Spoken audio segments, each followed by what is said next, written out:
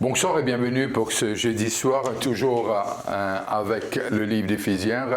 Et moi, j'ai envie de saluer tous ceux qui peuvent être nous de l'étranger et ceux qui peuvent connecter avec nous ce soir.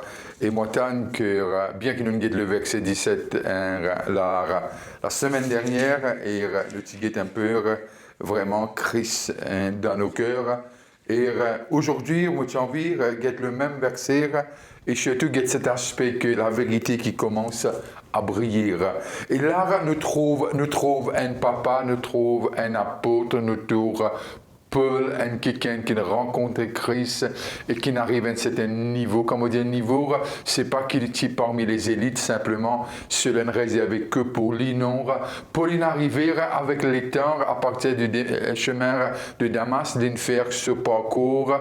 Il fait vraiment, peu à peu, apprendre de Jésus et il fait consacrer lui, il fait mettre lui à part. Et là, il peut cause à un Éphésien, un Éphésien, que là, il fait passe presque 3 ans et que les finances 5 ans, là, lit dans une prison à Rome et il peut écrire, il peut continuer, fortifier, enseigner et afin que tous les chrétiens qui à Éphèse capables de venir au même niveau que lire et capables de faire la même expérience parce que c'est le même Dieu, pénard, vraiment plus pour un que l'autre, Christ mort pour tout et cela lui envie expliquer un peu. Et lorsque nous commençons par le livre d'Éphésiens, lit un peu, si nous sommes capables de un peu le livre de Josué, lorsque nous lire le livre de Josué, nous arrivons à comprendre, et il y a beaucoup de similarités. Et là-bas, nous trouvons que Moïse est mort, et voilà que je trouve lui seul, mais Dieu dit les noms, Mopo avec toi, comme Mouchet avec Moïse. Et là, nous arrivons à comprendre que Christ est mort, ressuscité, enlevé à la droite de Dieu. Et là, les Éphésiens, ils connaissent tout cela, mais maintenant, Christ qui demeure en eux. Mais là, Paul peut faire quelque chose. Paul puis envie qu'ils deviennent la même longueur d'onde. Non seulement même longueur d'onde, qu'ils soient capables de jouer du même privilège, qu'ils soient capables de connaître qui est attaché à cet appel. Et là, lorsque Paul peut cause dans le verset 17, il ne peut pas cause avec un ignorant, il peut cause avec un chrétien, avec ceux qui naissent de nouveau. Et pour nous capables de comprendre le verset, bien sûr, verset 17 en lui-même, il y a un complet, nous besoin de prendre à partir du verset 16 et 17 pour nous capables de comprendre comment nous était la semaine dernière. Et on pourrait lire, et après quoi, nous pouvons aussi dans 1 Éphésiens, le chapitre 1er, le verset 13. Laisse-nous faire la lecture de Éphésiens 3, le verset 16 et 17. Afin qu'il vous donne, selon la richesse de sa gloire, d'être puissamment fortifié par son esprit dans l'homme intérieur, fortifié en sorte que Christ habite dans vos cœurs par la foi. Fortifié en sorte que Christ habite dans vos cœurs par la foi, afin qu'étant enraciné et fondé dans l'amour. Fortifié en sorte cœur. Et là, si nous sommes capables d'un titre, aujourd'hui nous dire la vérité qui commence à briller. Et là, Paul, il peut prier, il peut toujours se pétition vers Dieu, il peut prier pour ceux qui vraiment là, et il avec eux, il trouve vraiment de sortir du ténèbre, de venir à la lumière, ceux qui sont en dehors de Christ, maintenant à l'intérieur de Christ. Et là, Paul, puis envie, explique, enseigner quelque chose qui est important. Et pour faire connaître qu'il y a une révélation qui peut recevoir, peut-être plus enseigné par l'Esprit, Christ dans son cœur. Et Paul peut faire l'église d'Éphèse comprend les pas pour un démon. Non seulement les pour les chrétiens d'Éphèse, mais les pour le chrétien de chaque coin du monde. Au Christ est Seigneur et Roi. Et là, Paul explique cela. Et là, on arrive à comprendre de ce qui est comme s'il y avait une confusion. Il peut dire Christ demeure dans vos cœurs, en sorte que Christ habite dans vos cœurs par la foi. Et lorsque nous lisons le chapitre 1er et le verset 13, il dit quelque chose, de dire « En lui, vous aussi, après avoir entendu la parole de la vérité, l'évangile de votre salut, en lui, vous avez cru et vous avez été scellés du Saint-Esprit qui avait été promis. » Là, il peut scellé de l'Esprit. Ici, il peut prier pour que Christ habite dans leur cœur. Est-ce que ça déversé là, est-ce qu'ils sont en conflit? Non. Nous devons comprendre. Être scellé par l'Esprit qui veut dire nous avons cette assurance. Assurance qu'on est enfant de Dieu. Assurance qu'on est héritier. Assurance qu'on est citoyen. Assurance que Christ habite en nous. Assurance de notre salut. Assurance qu'il est là et il est avec nous. De ce que Dieu est avec nous. Mais là, Paul n'a pas envie qu'il nous arrive qu'il est avec nous, mais Paul a envie qu'il nous arrive à cette connaissance que Dieu habite en nous en permanence. Et qu'il y demeure là. Et non seulement de ce que Christ a été invité, mais c'est pour cela nous trouver dans la vie d'un chrétien, laisse-moi ouvrir une parenthèse, qui est un chrétien très souvent accepté Jésus-Christ, et il y a beaucoup de fois, il retourne vers Christ, il vous dire pardonne-moi et qui m'est capable d'être restauré et qui vraiment a cette restauration dans cette marche de sanctification. Nous trouvons un tombé, relevé, un rétrogradé, retourne à Christ. Il y a tout ça. Mais vous pensez que tout cela passait un Paul puis envie fait maintenant comprendre quelque chose. Laisse-nous lire Romains, peut-être ça peut éclaircir nous un peu. Romains 8, le verset 9. Romains 8. Toujours écrit par Paul, et le verset 9. Et qu'il dit à nous, pour vous, vous n'étiez pas selon la chair. Pour vous, vous ne vivez pas, selon la chair. Mais selon l'Esprit, si du moins l'Esprit de Dieu habite en vous, si quelqu'un n'a pas l'Esprit de Christ, il ne lui appartient pas. Et là, cela confirme le verset 13 du chapitre 1er, scellé par l'Esprit, qui veut dire né de nouveau. Né de nouveau, il pas nécessairement explique le verset 17 du chapitre 3. Il y a beaucoup plus que cela. Le saut, comment nous guetter quelques secondes de cela, c'est l'assurance qui nous appartenir à Dieu. C'est qu'il y a un enfant de Dieu. De ce qu'il y a une relation avec Christ. Et là, pour nous capables encore à aller plus loin, nous avons besoin de comprendre de ce que lorsque les causes dans le chapitre 3, le verset 17, c'est plus que l'assurance. Bien que le verset 13 du chapitre 1er, c'est l'assurance que nous avons. Là, il parle au-delà de l'assurance. Là, il est plutôt une question de communion avec le Seigneur. Une communion qui est réelle, qui est palpable. Cela fait me rappeler un peu l'apôtre Pierre, lorsque il est devant cette portail, il trouve un quelqu'un paralysé, il dit « l'homme au pénin ». L'argent m'opine. Si je suis capable de faire une imagination, il peut dire cette personne malade et paralysée, m'opine l'or, m'opine l'argent. Qui veut dire qu'il peut cause peut-être ce poche. Il peut ni l'or ni l'argent dans ce poche. Mais il dit au nom de Christ. Qui veut dire qu'il peut dire moi l'autre qui ken. Et lui là, lui en moi. Et en son nom, lève-toi et marche. Et là, nous arrivons à comprendre, c'est une autre communion que Pierre peut causer. Et lorsque nous arrivons dans ce verset 17, c'est tellement profond qu'il parfois, mais ce n'est pas une profondeur qu'il fait pour ne pas comprendre, loin de là, loin de là. Mon pensée avec l'Esprit de Dieu, c'est donné à tout le monde, c'est donné à tout le monde. Pas simplement le syndrome ministériel, c'est donné à tout le monde de croire. Mais le sourd, nous vous trouvez, il précède la communion intime avec Christ. Mais sans haine pénale, comment nous comprendre? Sans l'esprit de Christ, nous ne sommes pas capables d'arriver être fortifié dans l'homme intérieur, être fortifié dans notre volonté, être fortifié dans notre amour, être fortifié dans nos pensées et le désir pour arriver à ce stade-là. Alors, ce saut de l'esprit, il précède cette communion intime, comment nous dire, que Jésus demeure en nous en permanence et que Christ demeure en nous. Alors, quand Paul cause vraiment que Christ dwell, the indwelling, il cause de ce que une place permanente, que Christ est capable, comme en anglais, pour dire settle down.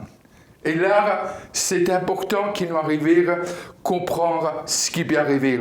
Alors, si nous regardons l'exemple, c'est un peu un jeune garçon, une jeune fille qui sont amoureux. Et là, vraiment, il y a beaucoup d'effervescence. Mais arrive un moment de te marier.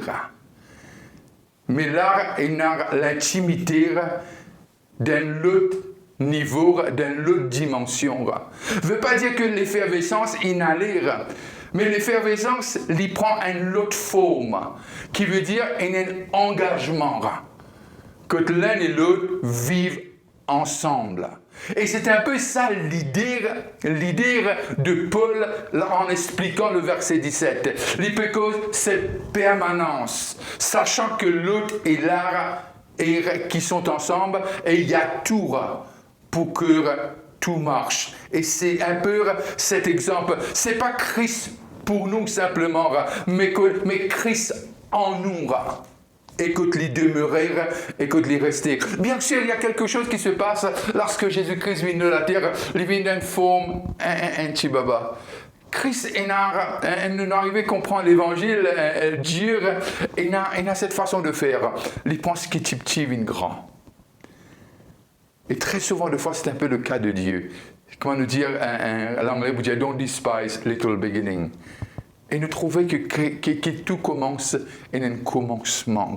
Et là, lorsque nous guettons un peu ce qui Christ il fait pour nous, la terre, ce qu'il a fait pour nous pendant ces 33 ans, et surtout lorsqu'il monte à la croix à Golgotha, il meurt, voile déchiré, et il remet son esprit dans les mains de son Père. Et nous guettons tout cela. C'est extraordinaire. Nous trouvons un tombeau tremblé, le tout soleil qui arrête de donner la lumière. Tout cela et arrive à un point qu'il a accompli, il dit tout est fini, tout est accompli, tout est fait, ce que le Père lui a donné. Parce que lui dit ma volonté, ma nourriture c'est fait à la volonté de mon Père. Et là, nous trouvons qu'arrivé, il accomplit tout. Tout est fait. Tout est accompli à la croix. Alors que ce qu'il fait, lorsque nous guettons ça, c'est très, si mon capable de dire, c'est objectif.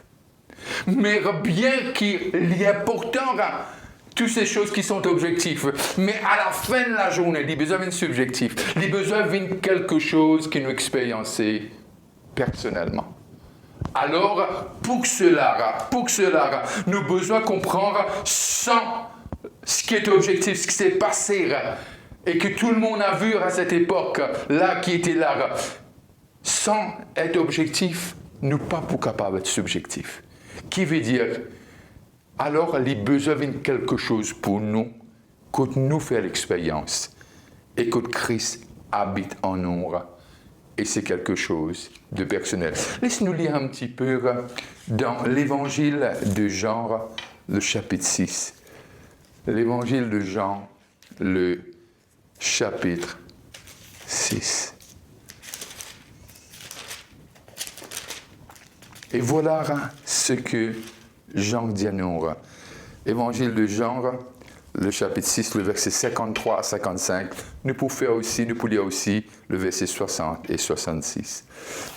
53, voilà ce qu'il dit à nous du chapitre 6. Jésus leur dit, en vérité, je vous le dis, si vous ne mangez pas la chair du Fils de l'homme, et si vous ne buvez pas son sang, vous n'avez point la vie en vous-même. Celui qui mange ma chair, un peu comme un langage cannibale, ça paraît, mais Jésus connaît exactement ce qu'il a envie de dire ce disciple. Et qui boit mon sang à la vie éternelle, et je la ressusciterai au dernier jour. Car ma chair est vraiment une nourriture, et mon sang est vraiment un breuvage.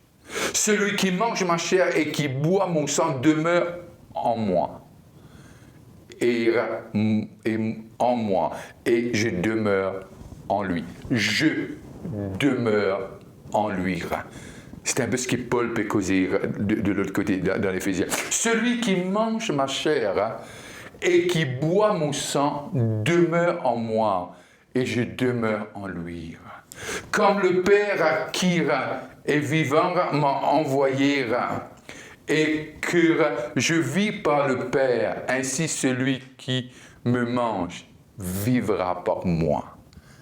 Vivra par moi. On va voir ça tout à l'heure dans Galates 2:20 et nous comprenons le verset 57. Comme le Père qui est vivant m'a envoyé et que je vis par le Père, ainsi celui qui me mange vivra par moi. Vivra par moi. Laissez-moi continuer un peu le verset 58 et 59. C'est ici le pain qui est descendu du ciel. Ce n'en est pas comme de vos pères qui ont mangé la manne et qui sont morts. Celui qui mange ce pain vivra éternellement. Jésus dit ces choses dans la synagogue, enseignant à Capernaum. Le verset 60. Plusieurs des disciples, après l'avoir entendu, dire cette parole est dure. Qui peut l'écouter? Jésus, sachant lui-même que ses disciples murmuraient à ce sujet, leur dit, cela vous scandalise. Et si vous voyez le Fils de l'homme monter où il était auparavant, on va faire le verset 66. De ce moment, plusieurs de ses disciples se retirèrent et ils n'allaient plus avec lui. Cet enseignement, comment Jésus dit, il scandalise quelques personnes, quelques disciples. Et là, nous arrivons à comprendre ce que Paul peut dire si nous pas portons attention, il paraît qu'il est capable de scandaliser nous. Mais c'est un peu ça. Comment il dit, comme le Père qui est vivant m'a envoyé, et que je vis par le Père, ainsi celui qui me mange vivra par moi. Alors, Christ en nous, comment expliquer ça? Comment expliquer ce Fils de l'homme descendu à Bethléem, là, en forme d'un enfant, né et qui a grandi? Comment expliquer Christ, la personne, le Fils de Dieu, celui qui a toujours existé, qui n'a jamais été créé, mais qui a toujours été là? Comment expliquer Jésus-Christ habite en nous, vraiment qu'il demeure en nous? C'est impossible. C'est impossible de l'expliquer avec des paroles. Je reste sous correction. Mais là, nous arrivons à comprendre, c'est quelque chose d'un peu mystique. Je le dis dans ce sens-là, dans ce contexte-là. Mais comme Jésus dit, je vis par le Père. Et là, nous arrivons à comprendre, quand nous lisons 1 Colossiens 1,27, il dit que Christ en nous, c'est l'espérance de gloire. Christ en nous, c'est l'espérance de gloire. Et là, nous arrivons à qui Dieu a voulu faire connaître quelle est la glorieuse richesse de ce mystère parmi les païens. Savoir Christ, ce mystère parmi les païens. Savoir Christ en nous, l'espérance de gloire. Et Galates, lorsqu'on va lire Galates, on va arriver à comprendre aussi 2:20, et là qui Paul causait, il cause ce que Jean dit et que Jésus dit, je vis par le Père. Et là il dit quelque chose de similaire. J'ai été crucifié avec Christ. Tu ne peux pas vivre pour Christ si tu n'as pas été crucifié avec lui. Et si je vis, ce n'est plus moi qui vis, c'est Christ qui vit en moi. Si je vis maintenant dans la chair, je vis dans la foi au Fils de Dieu qui m'a aimé et qui s'est livré lui-même pour moi. Alors, Lorsqu'on va lire 1 Corinthiens 6, 19, et là que Paul toujours dit, est-ce qu'ils n'ont pas connu le temple? 1 Corinthiens 6, 19, met clair, est-ce qu'ils n'ont pas connu? Est-ce qu'ils n'ont pas conscient? Est-ce que Paul peut envie de dire, faut les parts nous minimise ce qui a été dit? Mais comment cela capable d'une vérité? Les cas viennent vérité à partir du verset 7. Parce que sinon on n'est pas fortifié par l'esprit dans notre âme intérieure, dans notre volonté et dans cette vouloir de faire, de vouloir que Christ demeure en nous. Sans l'aide de l'esprit, c'est impossible que Jésus demeure en nous en permanence. Parce que notre volonté est très souvent de fois en conflit avec la volonté de Dieu.